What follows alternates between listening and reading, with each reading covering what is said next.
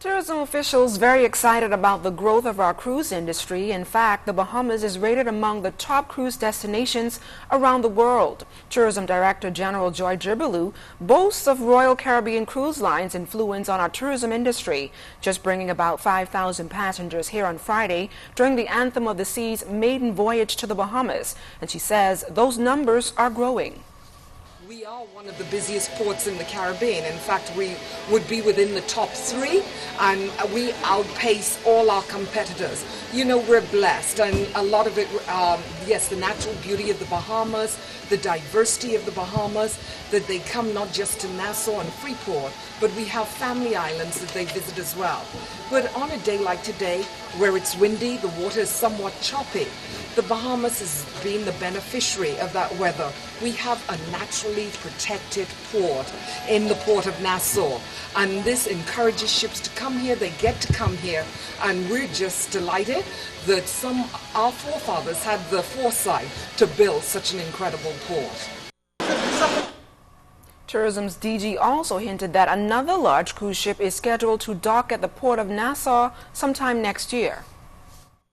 If we imagine in the last month or thereabouts, we've had approximately 5 ships a day of this scale and magnitude coming in.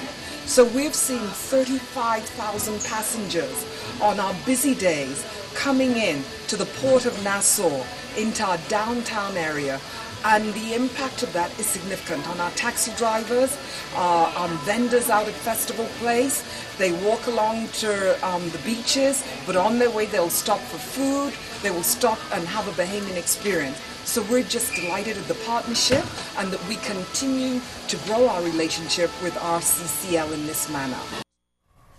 All systems are go for the annual conference of the Bahamas National Council for Disability set for next week, Thursday, December 3rd and Friday, December 4th at St. Joseph's Catholic Church, Parish Hall at 9 a.m.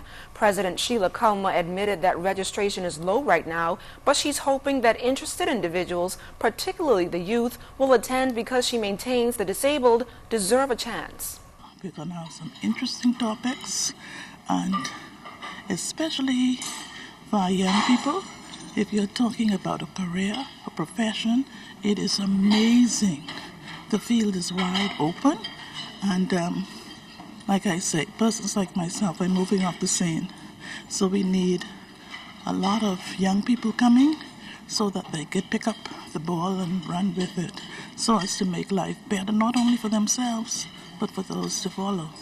Kulma is also encouraging business owners to participate in order to obtain a better understanding of how the new disabled legislation will impact the business community.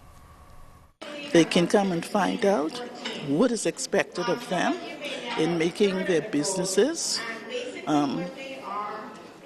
open, feasible to persons with disability. And secondly, they'll also get to find out how persons with disabilities, even though they might have a disability, are able-bodied, and they make some of the best employees there are. 52-year-old Yvonne Vicky Wilson was diagnosed with an advanced stage of breast cancer back in June this year and has already started chemotherapy. The mother of 2 who does not have medical insurance says while the diagnosis is a heavy blow for her and her family, she remains optimistic about life. Wilson added that her battle with the deadly disease has not been easy. I had a biopsy done in May of this year, and in June I was diagnosed with stage 4 invasive ductal carcinoma, and had surgery July 2nd. Quite an experience, because the tumor that we thought was there turned out to be 2 tumors, one 10 centimeters, one 6 centimeters. They also removed 13 nodules from under my arm on the left, all cancerous.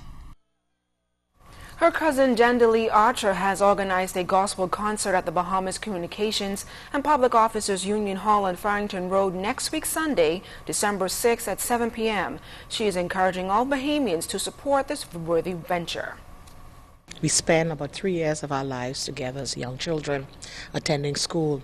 And so the family and friends came together for Yvonne Vicky Wilson, and we're holding a old-fashioned gospel concert at the BCPU Hall on Sunday, that's next Sunday, December 6th at 7 p.m.